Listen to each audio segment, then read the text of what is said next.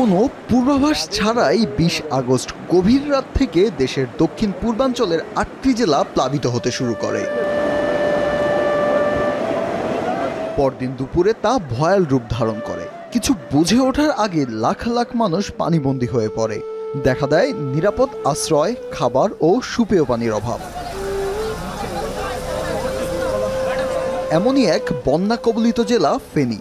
ওই দিন বিদ্যুৎ সরবরাহ বন্ধ হয়ে যাওয়ায় থেমে যায় জেলার প্রচলিত সব যোগাযোগ ব্যবস্থা। সারা দেশের সাথে যোগাযোগ বিচ্ছিন্ন হয়ে পড়ে এই জনপদ। আটকে পড়া প্রিয়জনদের খোঁজে ব্যাকুল হয়ে পড়েন সবাই। যোগাযোগহীনতার এমন দুর্দিন হয়তো ফেনীবাসী আগে কল্পনাও করেনি।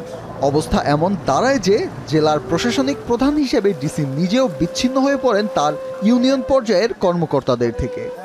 আমাদের ২০ তারিখ রাতে থেকে যেভাবে পানি আসা শুরু হয়েছিল, এর পরবর্তীতে বিভিন্ন জায়গায় আমাদের সবগুলো উপজেলার সাথে একে একে আমাদের যোগাযোগ বিচ্ছিন্ন হয়ে পড়ে। সেটা সড়ক যোগাযোগ, মোবাইল যোগাযোগ নেটওয়ার্ক, বিদ্যুৎ সহ সকল ধরনের যোগাযোগ বিচ্ছিন্ন হয়। এরকম সময়ে বন্যা কবলিত ফেনীর যোগাযোগ ব্যবস্থা পুনরুদ্ধারে এগিয়ে আসেন শৌখিন হ্যাম রেডিও অপারেটররা। খাবারের অভাব, ওখানে ওষুধের অভাব, এই সবগুলো অভাব মেটানোর জন্যই আমাদের প্রয়োজন হলো কমিউনিকেশন। দ্রুত সময়ের মধ্যে হ্যাম রেডিও অপারেটররা গড়ে তোলেন তাদের network. DC office, army camp, field rescue team এবং মেডিকেল ক্যাম্পের মধ্যে তৈরি হয় আন্তঃসংযোগ। আমাদের যখন কমিউনিকেশনটা এস্টাবলিশ হলো ওয়্যারলেসের মাধ্যমে, তারপর থেকেই কিন্তু আমরা উদ্ধার কার্যক্রম বলেন বা ওখানে কীভাবে কি পাঠাতে হবে, ওষুধপত্র কোথায় লাগবে, সব কিছুই আমরা একটা একই ছাতার নিচে নিয়ে আসতে সক্ষম হই। উদ্ধার ও ত্রাণবাহী নৌকা দূরবর্তী স্থানে যাওয়ার সময় প্রতিটি নৌকায় একজন করে স্বেচ্ছাসেবক রেডিও অপারেটর যাচ্ছিলেন। তিনি সবসময় ফেনী কন্ট্রোল রুমের সাথে যোগাযোগ বজায় রাখতেন। আমি স্যার জেলা প্রশাসন বা অন্যান্য জায়গা থেকে ত্রাণ স্যার আমার হ্যান্ডে স্যার পৌঁছায় নাই। ঠিক আছে, ধন্যবাদ। আমরা দেখি তোমার কাছে কিভাবে ত্রাণ পৌঁছাবো। এই নেটওয়ার্ক শুধু ফেনীর ভেতরে যোগাযোগ সুবিধা দেয়নি, বরং ঢাকার বিভিন্ন বিশ্ববিদ্যালয়গুলোর উদ্ধারকারী দলের সঙ্গে মাঠে থাকা সহকর্মীদের গুরুত্বপূর্ণ তথ্য সরবরাহ করেছে। ঢাকার নর্থ সাউথ বিশ্ববিদ্যালয়ে স্থাপন করা রেডিও কন্ট্রোল রুম থেকে ঢাকায় অবস্থিত স্বজনদের থেকে তথ্য নিয়ে আটকে পড়াদের উদ্ধারের জন্য তা পাঠানো হতো ফেনীতে।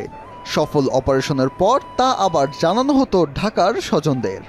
মজার ব্যাপার হচ্ছে, যখন আমরা তাদেরকে বলতাম যে আপনার আত্মীয় স্বজনকে আমরা খুঁজে পেয়েছি, তারা নিরাপদে ডিসি অফিসে আছে, ওই সময় আসলে তাদের ভিতরে যে উচ্ছ্বাসটা ছিল সেটা বর্ণনা করার মতো ছিল না।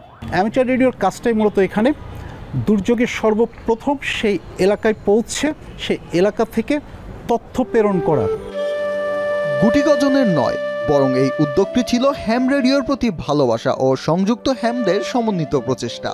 অ্যামেচার রেডিও নেটওয়ার্কের মধ্যে অ্যামেচার রেডিও অ্যাসোসিয়েশনের সদস্য, স্কাউট সদস্য, রেড ক্রিসেন্টের স্বেচ্ছাসেবক, ডাক্তার, প্রকৌশলী, বিশ্ববিদ্যালয়ের শিক্ষার্থী সহ আরও অনেকেই অন্তর্ভুক্ত ছিলেন। এই অপারেটরদের বেশিরভাগই সামাজিক যোগাযোগ মাধ্যমে একে অপরের সাথে যুক্ত ছিলেন। ঘূর্ণিঝড়, বন্যা, জলোচ্ছ্বাস, যে কোনো দুর্যোগে তথ্যের সঠিক প্রবাহই দিতে পারে সহজ সমাধান। তাই তো নানা পেশার এই স্বেচ্ছাসেবকরা চান তরুণ প্রজন্ম আগ্রহী হয়ে উঠুক হ্যাম চর্চায়। ফাহিয়ান হামিম, এখন, ঢাকা।